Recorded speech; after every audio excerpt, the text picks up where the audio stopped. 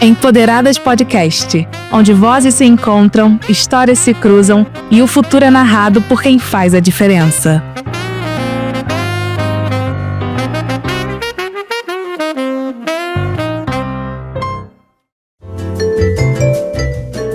Sejam todas, todos e todes muito bem-vindos ao Empoderadas, um espaço onde as vozes das mulheres negras e indígenas ressoam e transformam o audiovisual.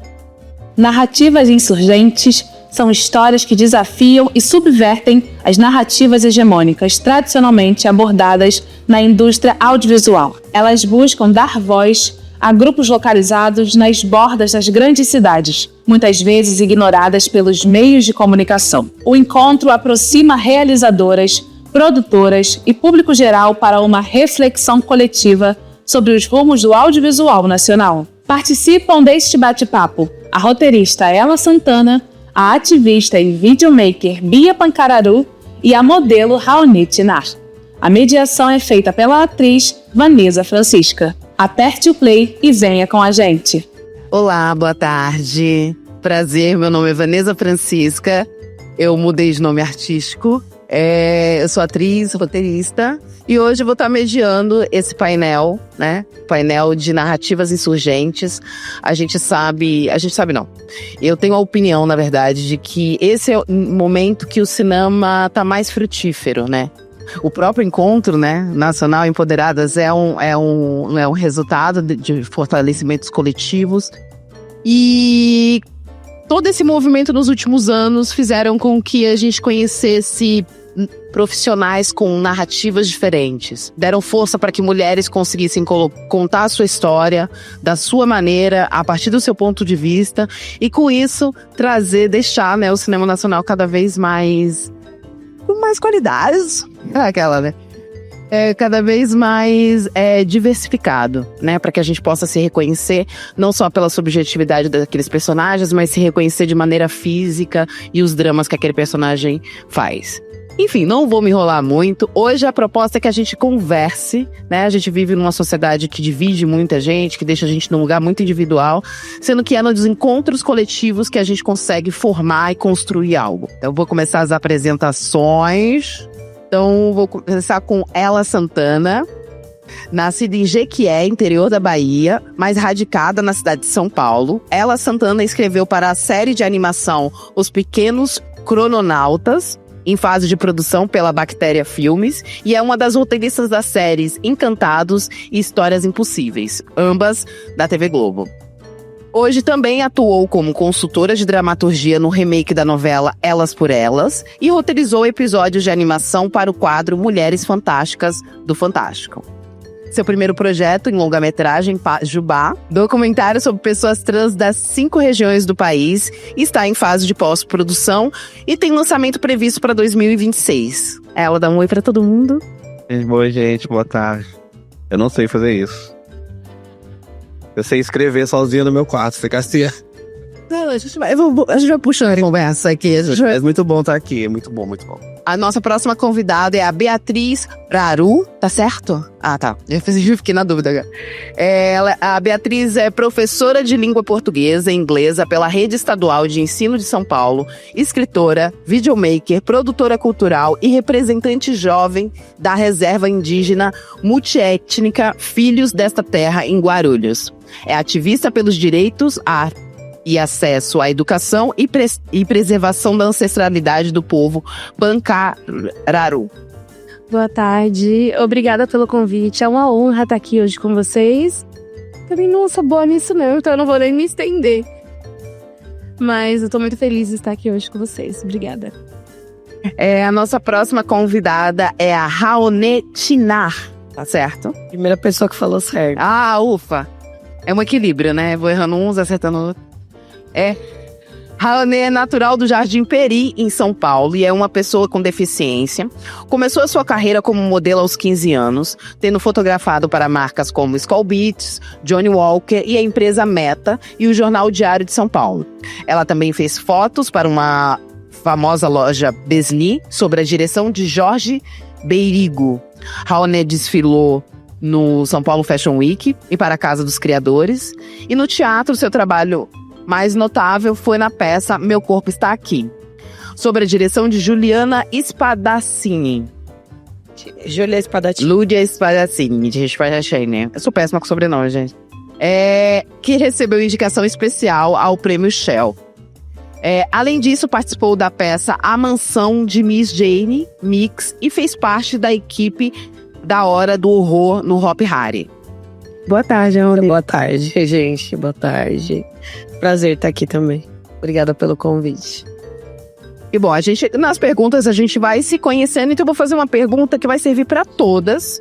E depois a gente vai entrar num momento onde a gente vai falar dos trabalhos individuais de vocês. Considerando que cada uma de vocês traz perspectivas únicas a partir de suas experiências pessoais e contextos sociais distintos, como que vocês enxergam o papel de suas histórias de vida na criação de narrativas insurgentes que rompem com os padrões tradicionais do audiovisual? E como transformaram os desafios pessoais em elementos que fortalecem a singularidade dos seus trabalhos? Eu sempre quis ser modelo e atriz. E eu me tornei uma pessoa com deficiência. Então, eu nasci com as duas pernas, né? Vamos dizer, uma pessoa sem deficiência. E eu tive um tumor ósseo que me fez amputar a perna. E nesse meio tempo, a gente fica naquela de como que eu vou conseguir ser o que eu já queria ser desde pequena. Então, eu desfilei, eu fiz um desfile de quebrada mesmo, que era um desfile do Olodum. Tinha 5 anos de idade, eu queria muito desfilar. E aí eu fiz o desfile, tive alergia da tinta, mas enchi o saco e fiz. Então, quando eu me tornei uma pessoa com deficiência, eu pensei como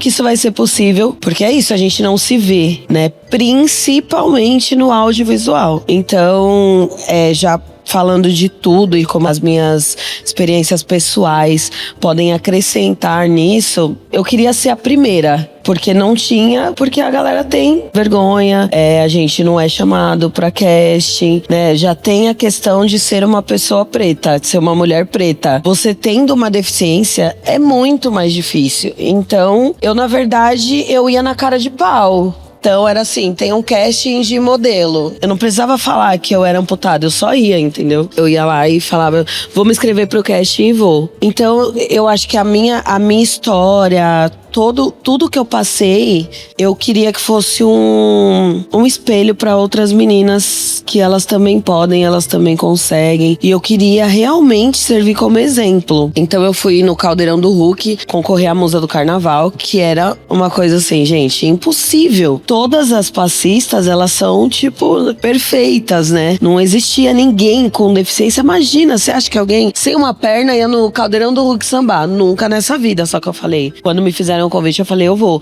Mas eu nunca fui por mim, só por mim. Eu sempre quis que outras mulheres se vissem em mim ali. E quando eu recebi muita mensagem, eu recebi a mensagem de mulheres falando, cara, como você teve coragem? Você estava de biquíni, mostrando sua perna amputada. Então eu acho que essa história, todo esse começo de história pode acrescentar muito no hoje, né, ali no audiovisual, porque eu comecei sendo só eu, não tinha ninguém tinha coragem. Então, hoje, eu quero que as pessoas vejam cada vez mais, sabe? Vai ter uma figuração de pessoas com deficiência. Não é legal você colocar um croma. Eu quero ver a galera com deficiência lá, sabe? Mulheres, não só as mulheres pretas de periferia, mas muitas outras que têm deficiência também, que não se encaixam, né, em todos esses estereótipos, mas que têm deficiência e que querem chegar. E é isso, a galera não chama a gente pro casting, mas eu acho que é isso, a gente tem que ir com a cara e com a coragem, tem que ter alguém. Você tem que ter uma... Bom, eu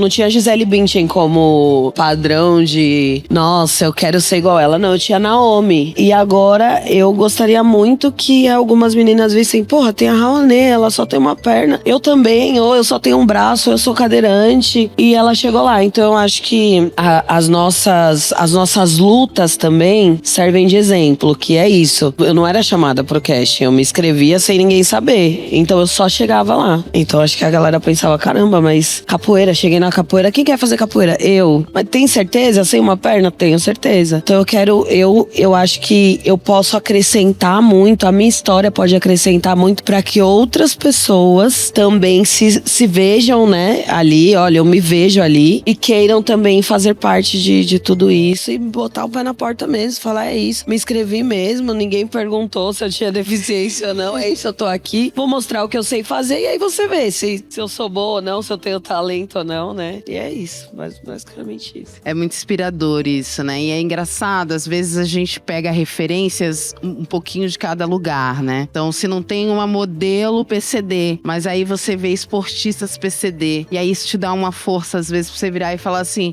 pulando, fazendo salto, eu só quero tirar foto, tá tudo certo. Né? Tipo, olhar a sua força individual e saber que coletivamente vai ser muito transformador. Eu acho que tem uma coisa na arte da contação de história e nas artes no geral que a gente sempre fala, que a gente ouve muito falar, que é a coisa do ponto de vista, né? Que ponto de vista, eu falo sempre, aprender a escrever roteiro não é uma coisa impossível, é fácil também, mas é aprendível. Aprender a escrever é como andar de bicicleta. Quanto mais você anda, melhor você anda, e quanto mais você escreve, melhor você escreve. Não tem segredo. O grande segredo é essa coisa que só você tem, que é isso que as pessoas falam, né? O que é que tem um texto que as pessoas vão olhar e falar assim, não, aquilo claramente é da ela, aquilo claramente é da Renata, aquilo claramente é do Tarantino. Tem demarcadores. Esses demarcadores são muito... É esse ponto de vista. Eu tô falando isso no sentido porque, assim, ponto de vista, no fim do dia, não é nenhuma grande questão filosófica. É sobre qual é o seu lugar no mundo e como você enxerga o mundo, né? E eu acho que a gente tá num momento de... Ainda que de forma muito suave, muito leve, começando a assistir um cansaço das narrativas, as pessoas estão interessadas em verem coisas novas na TV, no streaming, muito por lugar de que esse ponto de vista que a gente consome na arte hoje, e eu falo arte porque não é uma coisa só do audiovisual, é desse olhar que, por mais clichê que seja falar isso em 2024, as pessoas parece por algum motivo estão com repulsa de falar isso, que é uma verdade, é um olhar muito desse olhar do homem cis branco, geralmente heterossexual. Digo geralmente heterossexual porque nem sempre. Eu gosto de pontuar ali só no lugar do homem cis mesmo. E aí a gente vê, por exemplo, que as novelas que mais fizeram sucesso na Globo, que é nos últimos 2 anos, foram narrativas com histórias negras. Vai na Fé talvez tenha sido o maior sucesso de TV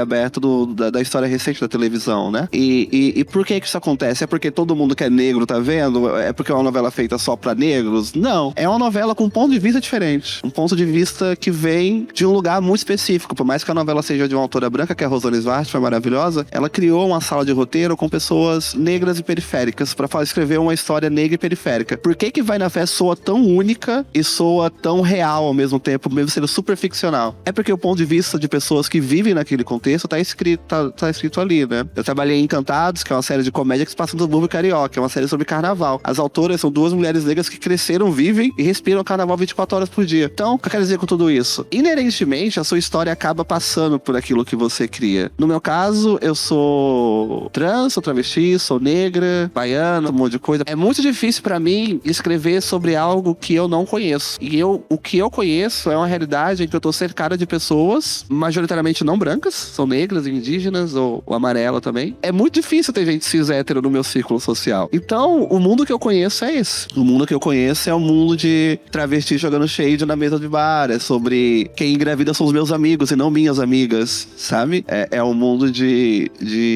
a traição de uma ou outra. Foi ali o meu casalzinho de amigos gays que estão tendo ODR porque um chifrou o outro. Então, essa é a minha realidade. Então, inerentemente, eu só vou escrever bem se eu escrever sobre aquilo que eu conheço. Então, acaba atravessando, né, diretamente o meu trabalho audiovisual, assim. O primeiro texto audiovisual que eu escrevi, o primeiro argumento de filme que eu fiz, que foi num laboratório maravilhoso da FLUP, feito em parceria com a Rede Globo, que é o Laboratório de Narrativas Negras e Indígenas, que pega a galera negra e indígena, tem um potencial de escrita e dá uma formação foda pra essa galera. Eu fui da turma de 2020. Foi o primeiro texto audiovisual que eu escrevi, foi um texto que literalmente eu peguei até então a época mais bizarra da minha casa, tipo relacionamento abusivo, expulsão de casa, tá no corre aqui em São Paulo, cidade louca, e que você não conhece ninguém, só com 50 centavos no bolso. E eu transformei essa história toda em uma grande analogia e um filme que não era sobre mim, mas esses elementos estavam lá. E foi talvez um dos textos mais sinceros que eu escrevi. Foi quando eu falar, eu aprendi a escrever aqui. Porque até então, eu escrevia tentando pegar esse olhar do outro. Eu escrevia tentando,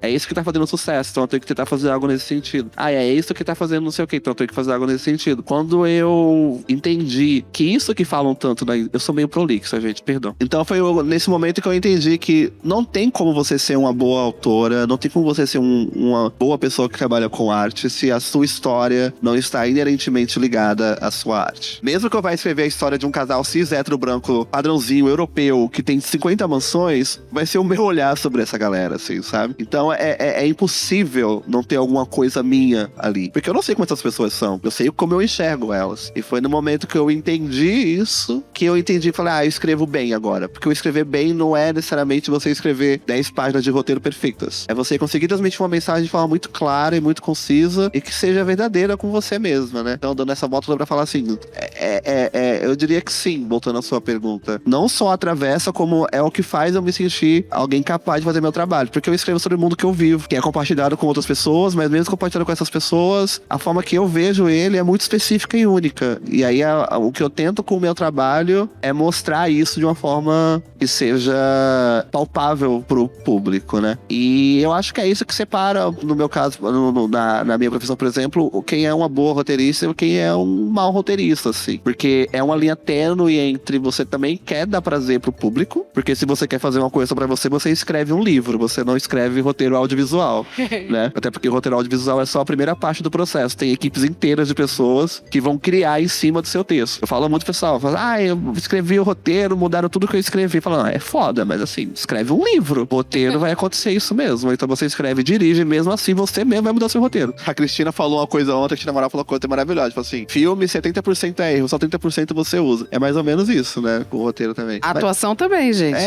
Você não tem controle nenhum. E é esse que é o jogo, porque ao mesmo tempo é esse lugar que você não pode se dar tanto a ponto de você ficar tão incomodada com vou mexer no que é meu, no meu mundinho. Você não pode também simplesmente não se colocar ali. Então eu acho que é meio inerente. Geralmente quando eu vejo uma coisa, quando eu vejo um filme que não é ruim, eu vou ver, tipo assim, é claro que esse filme sobre travesti é ruim. Foi 2 caras cis brancos que moram lá na Freicaneca que fizeram e nunca pisaram no ballroom da vida, mas estão ganhando prêmio com isso, sabe? Aí você vai ver um filme do Rosa Caldeira, por exemplo, que é uma pessoa transmasculina aqui da quebrada de São Paulo, do Grajaú, meu amigo, e você fica atônita com o trabalho do moleque, com as coisas que ele faz com um copo d'água e vontade, sobre o mesmo assunto. Por quê? Porque é a vida dele, né? Então acho que é meio inerente. Não tem como você criar uma obra minimamente honesta sem transpassar a sua história por isso, assim. Acho muito difícil ela ou você escrever alguma coisa ou contar alguma história numa mesa de bar que não vai passar por a sua experiência. É sobre isso, assim, também, sabe? Então é meio que não dá como. Se não tá acontecendo isso na sua produção artística, sinto que tem alguma coisa errada. E geralmente quem é ruim, pra mim, é quem quem faz isso. Que não tem a pessoa ali. Você não sabe o que é aquilo. Sei lá, acho que é meio isso. Eu posso dizer que tudo começou, deu indícios, né, de que iria começar esse meu mergulho dentro do audiovisual, né? De onde saiu isso? Bom, eu saí do meu território, eu nasci, na verdade, em Guarulhos, né? E por conta da violência, por conta das dificuldades que a minha família enfrentou aqui, fugindo da seca do Nordeste, nós voltamos pro território, porque a gente se sentia mais seguro de passar dificuldade lá do que aqui, num território que a gente não conhecia. E lá, eu sempre fui muito curiosa, eu sempre quis saber como tudo funcionava e o porquê. Por que isso é assim? Então eu sempre fui muito questionadora também. E eu identifiquei, depois que eu retornei pro meu território, como as coisas lá eram diferentes, né? O acesso era diferente. Então assim, só pra cidade mais próxima do meu território é 1 hora de distância. Então assim, muita coisa naquela época não chegava pra nós, né? A internet foi chegar lá em 2010. Então assim, a gente não sabia o que fazia o microfone, a gente não sabia das coisas, né? Então, por conta da educação, né, também já tinha tido contato com a educação aqui em São Paulo, eu senti essa defasagem lá dentro do território. Porque eu tinha muitas perguntas, mas eu quase não tinha respostas. Então, pra mim, aquilo faltava muita coisa, né? E foi onde eu decidi voltar pra São Paulo pra estudar. Porque eu tenho vontade de voltar pro meu território, mas eu sinto que eu gostaria de voltar pra lá com muito mais conhecimento, pra que eu, assim, pudesse servir de inspiração pra outras pessoas, né? Porque lá, ainda assim, que sejamos em 2024, é um território muito sofrido. Então, eu queria trazer outras possibilidades para outros jovens também, né? E outras perspectivas. E aí, quando eu vim estudar, eu sou formada em letras, português e inglês. Como também não tínhamos conhecimento, nem acesso à informação, não fazia ideia de como funcionava bolsas ou programas e tudo. E enfiei as caras numa faculdade particular mesmo, com o pagamento da minha mãe de um mercadinho, que não chegava nem a R$700. E eu só fui conhecer programas programa de bolsas de estudo, incentivo, no último semestre da faculdade, literalmente no último dia do ProUni. Ele tava se encerrando naquele dia e eu tinha ido pra faculdade mais cedo. Eu tava com a irmã que faria 3 anos, entre a vida e a morte na UTI, por questões de negligência médica, e saí do hospital e fui pra faculdade. E aí contei a situação que eu tava passando, não iria poder continuar estudando. E a secretária me informou que era o último dia do ProUni, que se eu corresse pra casa e trouxesse os documentos, ela me ajudaria a pegar uma bolsa. E foi assim que eu consegui me formar, porque eu consegui a bolsa no último dia do ProUni. E sempre fazendo contato com o território. Gente, descobri que existia um negócio chamado ProUni. Então, assim, isso eu ligava pra um orelhão que ficava no polo base na aldeia, e você tinha que ligar lá, pedir pra alguém chamar alguém da sua família, você esperar 1, 2 horas até essa pessoa chegar, pra você ligar e dar sorte dela atender. Se ela não atendesse, tinha que pedir pra alguém chamar ela ali perto pra você se comunicar. Era assim que funcionava até alguns anos atrás. E tendo mais contato com a cidade, eu falei assim, gente, nós estamos lá no nosso cantinho e as pessoas não sabem do nosso território. Aqui a gente tá na cidade, tem vários indígenas, né, em vários lugares aqui de São Paulo, e as pessoas também não sabem de coisas aqui. Eu sou uma pessoa indígena que mora aqui em Guarulhos, morei também em São Paulo, junto com a maior quantidade de pancararu fora do seu território, que é no Real Parque, Zona Sul. E muita gente lá não tinha acesso à saúde, à educação e etc. E as pessoas não sabiam, então a gente tava sempre em constante compartilhamento de informações, né? E aí foi onde, conhecendo a galera da cultura lá de Guarulhos, né? Cineastas, sempre nesses rolês culturais que enfiavam lá a população indígena, vai lá se apresentar e tudo. Foi onde eu conheci o audiovisual. E aí eu desenvolvi um amor pela fotografia, pelo audiovisual, e comecei a arriscar fazendo vídeos com o celular mesmo, sabe? Mas nessa ideia de, agora que chegou a internet no território, vamos ajudar o pessoal a usar essas ferramentas, né, tecnológicas. E aí a gente usa a nossa própria vida como um modelo a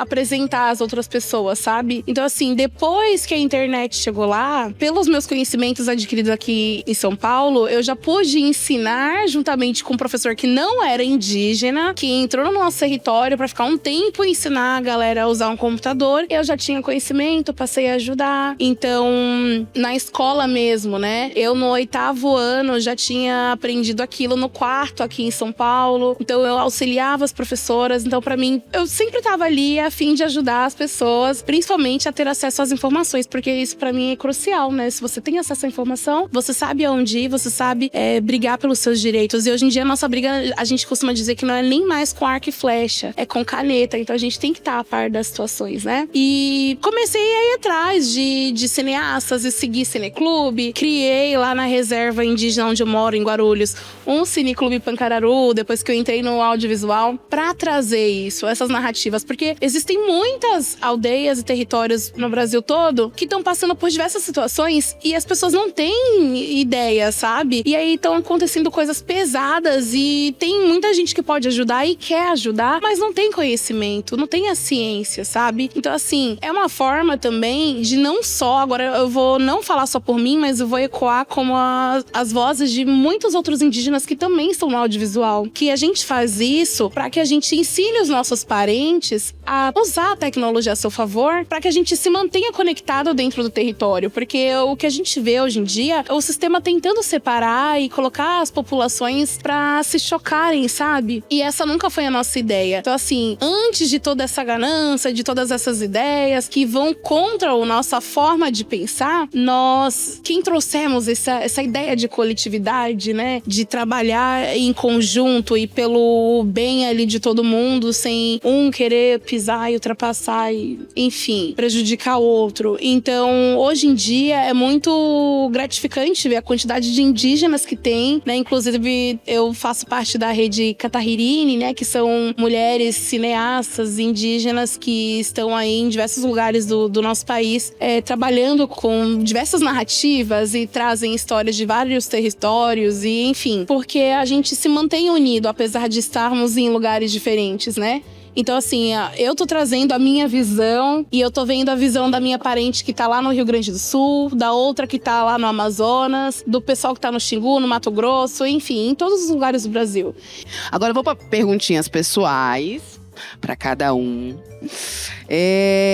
Vamos começar com a ela.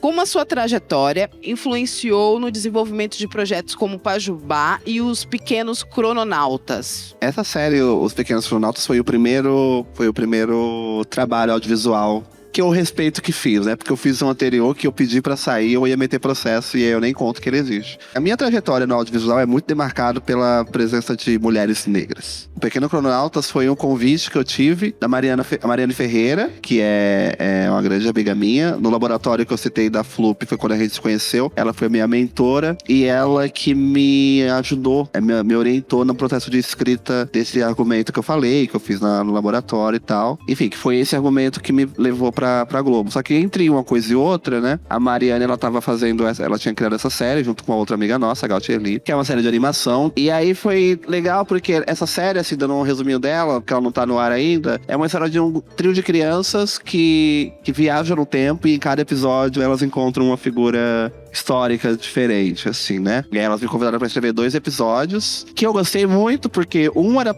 sobre Machado de Assis, que é meu escritor favorito, pelo menos no Brasil e do mundo também. É porque tem uns latino-americanos, tipo Julio Cortázar, que eu também amo muito, mas enfim. O Machado é meu xodó. E aí, o outro seria sobre uma personagem que na época eu tava conhecendo a fundo, lendo o trabalho dela, que era a Carolina, Maria de Jesus. E eu tava me debruçando nela, eu tinha ganhado os livros dela, então quando o convite da série veio, eu falei, vamos. Primeiro, queria muito fazer animação, e segundo, que era sobre 2 personagens que eu gostava muito. Então, mas aí também nesse lugar de que foi um convite que veio da Mariane, né? E foi muito divertido, foi um processo muito...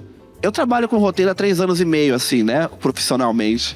E eu sinto que eu dei a sorte de cair em projetos que exigiam muito. Então eu tive que me forçar a amadurecer. Não que eu acho, eu me sinto uma criança ainda no audiovisual. O Crononautas meio que marcou esse começo da minha carreira, que eu acabei indo por esses projetos que eles exigiam de mim o meu ponto de vista que eu falei anteriormente, né? Enquanto pessoa que pensa o mundo, mas enquanto pensa de arte, enquanto pessoa que gosta de arte também, né? A Mariane me convidou para escrever sobre o Machado e a Carolina porque ela sabia que eu gostava de ambos. Então, foi um processo muito legal, assim.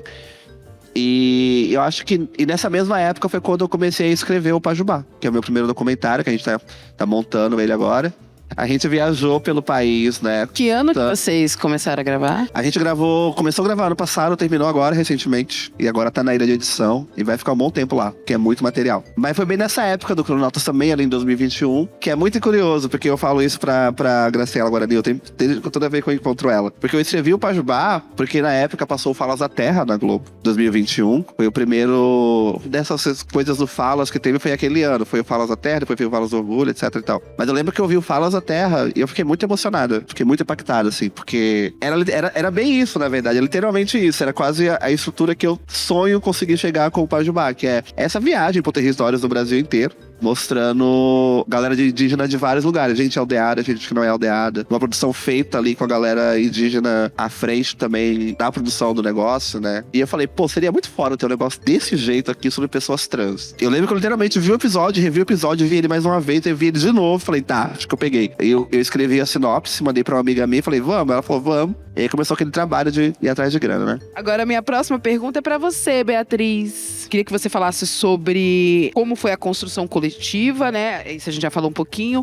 Mas tem um curta que tá, inclusive, disponível na página do coletivo, né? O curta Ineupia. Ineupia. Eu já estava no audiovisual, ainda também estou engateando ainda no audiovisual. E aí, nós brigamos pela saúde. Já tinha um território, vamos brigar por outra coisa. Nós não tínhamos uma equipe médica, porque assim, quando a gente vai falar sobre atendimento de saúde, ele já chega lá, de pirona, vai embora. Ele sabe se tem algo relacionado a espiritual? Algum médico já entrou no território para ir atender? Nunca. Tinha médico contratado para atender a galera lá, porque nós tínhamos idosos com comorbidades, crianças também. Nunca desceu ninguém na aldeia por conta da dificuldade de acesso lá. E aí, um certo dia, muito aleatoriamente, apareceu aquela médica, doutora Carla Rafaela Donegá, que trabalha há mais de 15 anos com população indígena e que tava fazendo residência médica lá em Guarulhos, né? E por conhecer a população indígena, ela descobriu no dia que ela chegou na UBS que tinha uma comunidade indígena próxima ali. E quando ela chegou, já tinha um caso de um indígena que tinha quebrado a perna,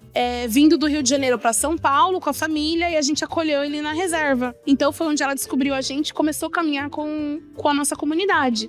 E a partir daí, onde nasceu não só um vínculo de médico-paciente, mas ultrapassou para nível de amizade, porque ela, apesar de uma mulher branca, loira e ter o seu... Enfim, ela foi uma mulher que ela chegou... que a gente diz com maior orgulho de... Ela chegou para colocar ordem na saúde, principalmente na saúde indígena em Guarulhos. Por quê? Para usar o nome da população indígena como não só a saúde, em vários outros órgãos, né? Usar o nome da saúde dos povos indígenas para captar recurso, todo mundo quer. Porque não só uma, nem duas, não foram 3 UBS mais que conseguiram recurso utilizando o nosso nome ali, né? E nunca chegava nada pra gente. E quando a gente ia falar de saúde indígena, eles não sabiam de nada. Então ela chegou para ensinar o que é saúde indígena e junto com a gente, como ela costuma dizer, ela não está à nossa frente, caminhando à nossa frente, ela anda lado a lado com a comunidade indígena. Então, através dela, nós passamos a aprender muitas coisas sobre a saúde indígena e construímos juntos a primeira linha de cuidado de saúde indígena na cidade de Guarulhos, que hoje já é modelo não só para São Paulo,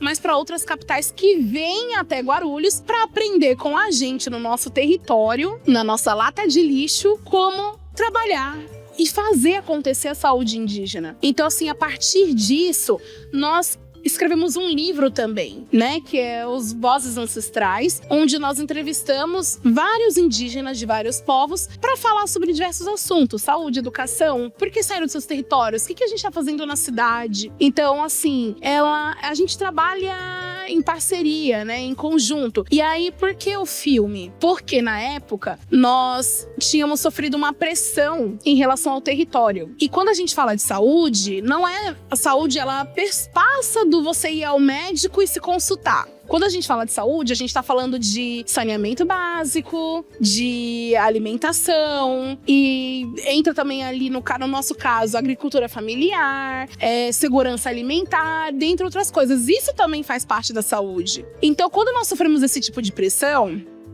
através dos contatos dela também, nós ficamos sabendo que a nossa linha, todo o trabalho que a gente já tinha feito, que a gente tinha mais de 20 anos tentado montar essa linha de cuidado, e com a chegada dessa médica, em menos de 2 nós já tínhamos tudo isso pronto, e que eles iriam tirar ela da saúde indígena de Guarulhos, a gente falou muito educadamente que uma assinatura para tirar aquela médica da aldeia, a gente tacaria fogo na UBS, na Secretaria de Saúde, com o secretário dentro, na prefeitura, no prefeito, na casa do prefeito, na mulher do prefeito, em todo mundo. Poucas ideias. E eles desacreditaram e a gente foi lá na porta deles, lá, literalmente, com pneu e tudo, e gasolina. A gente vai colocar fogo nisso aqui. E a gente conseguiu segurar a médica que tá com a gente até hoje. Na verdade, o contrato dela encerrou o mês passado, e então a gente não tem mais a doutora, mas a gente já ligou pra a Secretaria de Saúde e já dissemos que os nossos pneus estão guardados, a gasolina também, e que no dia 4 de janeiro estaremos todos lá pra pegar ela de volta.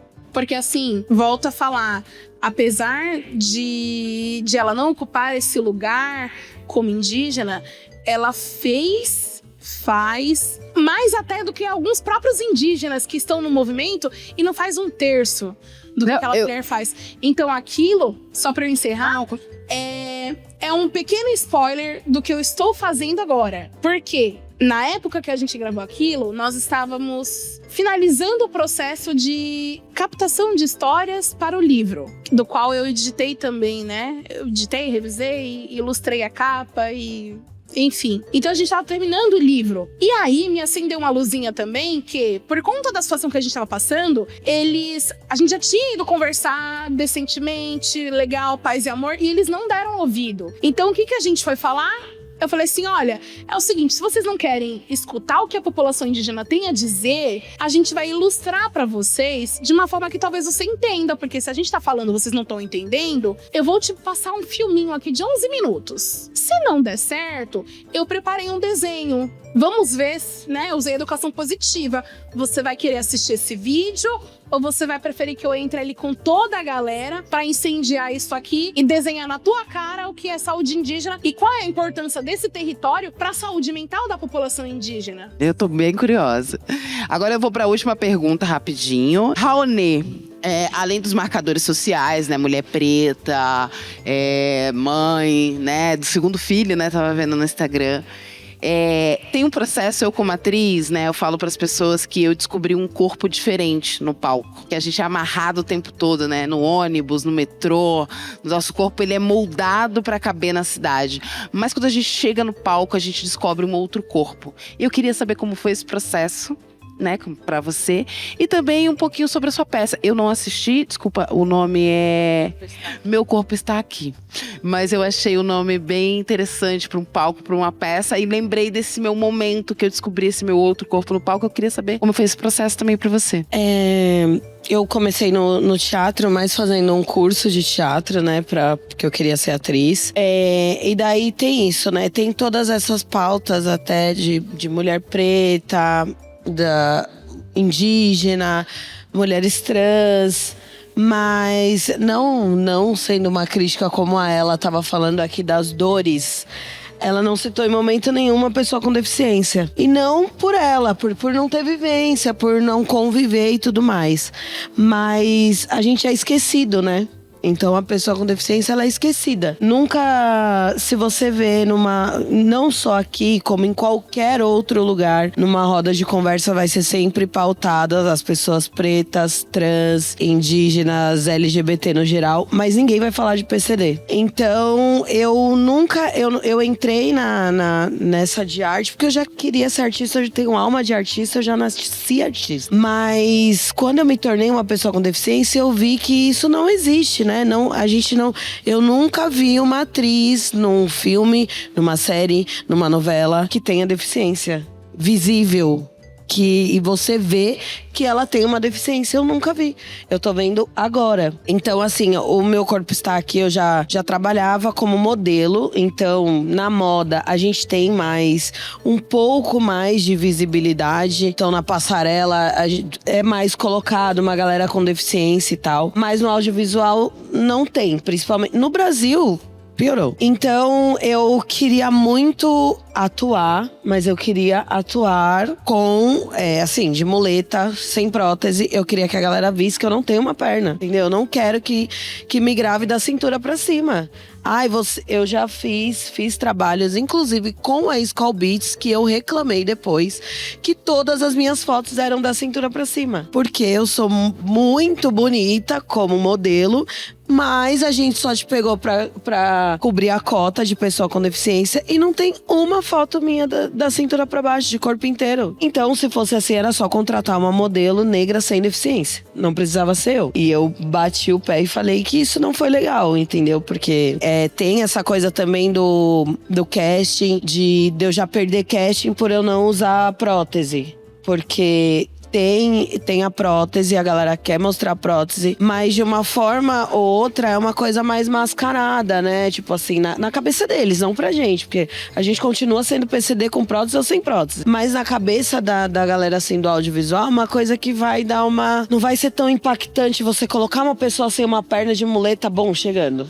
Então, eu sempre quis ser atriz e entrar no audiovisual porque eu queria ser, nem que fosse a primeira pessoa a atuar com uma deficiência totalmente visível. Eu atuei no Falas, né? No Falas PCD. Isso que eu ia te perguntar. É verdade, acabei esquecendo. Você participou do Falas... Falas de Acesso. Falas de Acesso. Era pra ser Fala PCD, mas virou Falas de Acesso desse ano. E daí você teve uma participação também na parte da dramaturgia ou não? Participei como atriz. Ah, tá. E isso pra mim foi o primordial, porque assim, eu não queria só estar lá pra dar um depoimento de que, olha, foi amputada, cantada, nananã, foi assim. Tanto que o documentário, o Falas inteiro não tem isso, né? Não tem essa coisa melancólica. E eu atuei de muleta, tipo assim, pra galera ver que é possível. Então não me colocavam porque, mas como que você vai de muleta? Como você vai carregar? Não é melhor, talvez, você colocar uma prótese pra fazer isso? Pode ser, não tem problema. Mas eu quero aparecer como eu sou, entendeu? Então eu sempre, como eu falo, eu sempre quis ser modelo e atriz. Eu nunca pensei muito na TV, porque eu não me via na TV. Então eu nunca pensei muito na TV. Então quando eu fui convidada pra fazer a peça Meu Corpo Está Aqui, é uma peça que fala sobre amor e sexualidade da pessoa com deficiência. Que a gente tem isso também, da galera perguntar, você transa? Mas como que você transa? Nossa, mas você engravida. E o elenco inteiro é de PCDs. Tem o quê? Filme do Daniel Gonçalves, O Acessibilidade e o Acessibilidade eu não consegui ver, mas eles falam muito sobre isso. Que a gente recebe umas perguntas muito toscas, a gente... Agora, né, falando, eu tô grávida e quando eu passo grávida, as pessoas me olham como tipo, meu Deus, eu não acredito que ela só tem uma perna e ela está grávida. É tipo uma coisa de louco, eu passo isso todos os dias. E aí a peça fala, né, sobre essa coisa da sexualidade, mas é ficcionalizado, tem, né, uma cor ali, mas foi um divisor de águas também na minha vida. Então, com a peça eu consegui fazer mais trabalhos e aí eu entrei no Falas, porque eu comecei a ser vista, né, mas vista como atriz, não só aquela cota de que a gente precisa de uma pessoa com deficiência pra encaixar aqui. Não, vamos contratar a Raoni como atriz, que era o que eu queria. Eu nunca fui muito de levantar muito a bandeira de que PCDs somos todos os PCDs têm que andar juntos, não sei o quê. Não sou disso, mas eu sempre quis servir de espelho. Então, assim, eu sou uma pessoa com deficiência que estou ali no audiovisual e eu quero que outras pessoas me vejam e eu quero que eles se sintam capazes, sem eu ter que falar muito, sabe? Eu quero que só a minha imagem fale muito mais. E aí eu também participei de um filme agora que é da Júlia Spadatini também, pelo Globo Filmes, que é o 90 Decibéis, que quem protagoniza o filme é a Benedita Cazé, que é a filha da Regina Cazé, que ela é surda. E o elenco, todo o elenco, na verdade, são de pessoas com deficiência. Todo o elenco. Então só tem uma pessoa que não tem deficiência que participa, assim, que ali tá no elenco principal. Então isso é muito inovador, né, gente? A gente nunca viu um filme com os protagonistas com deficiência. E eu queria entrar nessa pra galera ver que a gente é profissional e que a gente faz e que a gente não tá lá. Por exemplo, no meu caso, eu não tô lá porque eu não tenho uma perna e eles estão me dando uma chance. Eu tô lá porque eu sou uma atriz, eu tenho talento e eu estudei pra isso, entendeu? Eu já nasci com talento, mas eu estudei, eu também fui atrás. Eu não sou a favor de colocar um influencer no lugar de uma modelo que estudou, que deu a vida pra, às vezes, São Paulo Fashion Week, que é muito difícil de chegar. A pessoa dá a vida, chega lá, coloca um influencer. Não acho legal. Então eu acho que a minha imagem tem muito a acrescentar, mas é a minha imagem assim. Eu participei agora também do New Face, que é um reality. É isso que eu ia te perguntar. Já acabou a gravação? Já, a gravação acabou há um ano atrás, né? Só que eles estão... Ele tá estreando agora. Eu vi. E é um reality de modelos diversas. Eu já trabalhava como modelo, participei. O reality é bem bacana também. Eles mostram que são modelos diversas, com deficiência.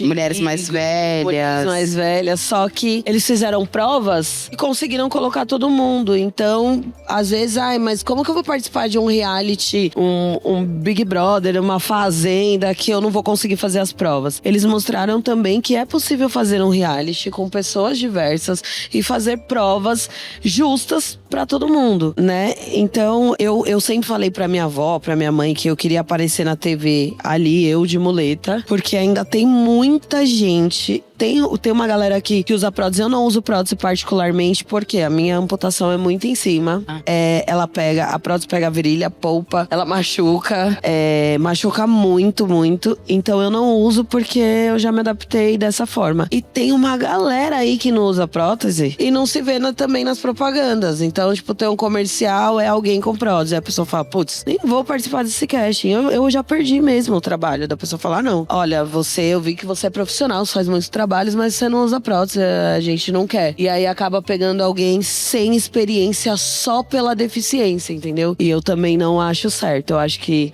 se você é atriz, eu tenho amigos atores com deficiência também, que muitas vezes já foram substituídos porque é uma pessoa com deficiência mais famosinha, conhecida. Sim. Mas a gente que é formado, que tá ali, que trabalha. Então, na verdade, falando, né, de toda aí a minha experiência como atriz, o que eu sempre busquei foi ser uma das primeiras. Não queria ser a primeira, eu queria que isso já estivesse acontecendo há muito tempo, né? Mas como eles estão abrindo as oportunidades agora, eu quero muito servir de vitrine para outras pessoas com deficiência verem que é isso, que se a gente também não chegando, as pessoas vão continuar esquecendo da gente em todos os lugares, todos os campos. Então tem isso. Vou falar um exemplo agora bem rapidinho que eu tô procurando. Eu queria fazer um parto normal e eu tô procurando exercícios de parto normal. Não tem nenhum que dá para eu fazer. Nenhum, zero. Porque todos têm que pegar as duas pernas e fazer não sei o quê. As duas pernas, abrir e fechar. Com as duas pernas, não tem nada adaptado para uma mulher com deficiência. Nada. Quero um personal. Você já trabalhou com alguém com deficiência? Nunca. A pessoa não sabe nem como vai fazer para te exercitar. Então a gente ainda é muito esquecido, né? Teve o Falas de Acesso, teve uma audiência legal e tudo mais. Só que a galera ainda não fala e a gente ainda não se vê. Eu ainda não me vi em nada. A gente acabou de fazer um filme, não sei quando estreia, porque demora, né, essas coisas. Que ele falou, tá na edição. E vai ficar lá. Você é filho que você não sabe quando você vai nascer. Mas eu acho que vai ser assim, vai ser um boom, vai ser histórico por ter uma galera com deficiência, mas eu ainda acho que tem que ter mais, eu ainda acho que tem que abrir mais, eu acho que a gente não tem que fazer papel de, por exemplo, num filme ou numa novela, a gente não tem que fazer papel do acidentado, de quem acabou de perder uma perna, ou de quem tá num centro de reabilitação. Eu acho que a gente tem que ser também o policial, o bandido, o advogado, a médica, que eu assisti uma série agora, Alex Cross, não sei se vocês já ouviram falar, é do Amazon. Qual o nome? Alex Cross, detetive Alex Cross. E tem uma mulher cadeirante que ela é tipo juíza ou advogada, algo assim. Não é falado nada da deficiência dela. Ela só chega com a cadeirinha dela e ela é advogada e tudo mais. E é isso que a gente quer ver, porque a gente vive assim, a gente vive normalmente. A gente tem profissão, a gente tem família, a gente faz tudo, a gente é o cão também, quando quer, entendeu? E aí não é... Então eu queria mostrar mais a realidade disso, né? De que a gente vive normalmente e que a gente é profissional também, né? Que a gente trabalha, que a gente... Eu, como atriz, sou uma atriz muito profissional. E não é porque eu não tenho uma perna que eu consegui fazer um filme, por exemplo, né? Porque eu sou uma boa atriz e a pauta era essa naquele momento. Mas de resto é isso. Eu tô dando muita sorte de fazer sempre personagens que parecem muito comigo, né? Foi o que você estava falando da história, da gente trazer o que é nosso. Então, no Meu Corpo Está Aqui, são histórias minhas, ficcionalizadas. No filme, não é uma história minha, mas eu não ia fazer porque eu engravidei. E aí foi escrito novamente o roteiro, né, pra uma personagem grávida. Mas a personagem também é muito parecida comigo, de ser muito brava, incisiva e tudo mais. E eu tô dando sorte, assim, de pegar uns personagens parecidos comigo, que é um pouco mais fácil de fazer, né? Não, é gostoso. Eu falo que o processo de atuação, direção, de escrever, ele é quase um terapêutico mesmo. Eu tenho um curta, né, chamado Mãe Não Chora. E eu falo que ele foi um cinematerapia. Coloquei pra fora pra descobrir coisas, né? Bem, gente, então eu vou encerrar. Agradecer muito as nossas convidadas. Se vocês tiverem alguma coisa que vocês queiram falar, promover, aproveite. A gente bastante. Ai, gente, eu gosto de... Tá bom, mas vamos encerrar então. Eu queria muito agradecer a todos vocês que ficaram aqui até agora. Quero muito que esse encontro, né, Empoderadas consiga trazer para todos outras referências e que essas 3 aqui hoje, e eu também, por que não, seja uma nova referência de cinema para vocês. Tá bom, gente? Obrigada e continue acompanhando, pessoal. gente. Chegamos ao fim de mais um episódio do Empoderadas, mas a nossa caminhada continua. Hoje celebramos a potência das narrativas insurgentes, reconhecendo a importância de contar nossas histórias e ocupar todos os espaços. Se essa conversa te inspirou, compartilhe com sua rede. Siga o Empoderadas nas plataformas e continue fortalecendo esta corrente. Nos encontramos no próximo episódio. Até lá! O terceiro Encontro Nacional Empoderadas é produzido pela Marrim Produções Audiovisuais, com o apoio do Centro Cultural São Paulo, São Paulo Capital da Cultura e da Prefeitura de São Paulo. O incentivo é do Tudo Vira Cult SP, do Governo do Estado de São Paulo, da Lei Paulo Gustavo, da SPCine, do Ministério da Cultura e do Governo Federal do Brasil, e edição do podcast Monomito Filmes.